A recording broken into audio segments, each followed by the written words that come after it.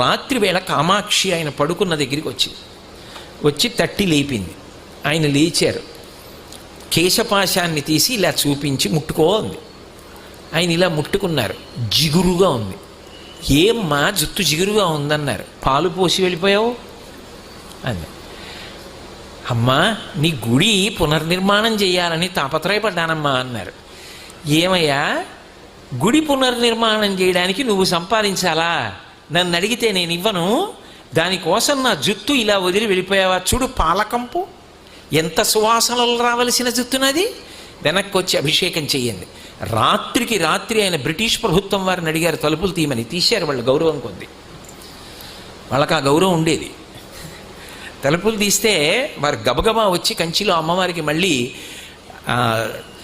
అభిషేకం పూర్తి చేశారు. ఆ తర్వాత ఎక్కడి నుంచి వచ్చిందో కాసుల వర్షం పడిపోయింది. ఆ దేవాలయం అంతా పునర్నిర్మాణం చేశారు.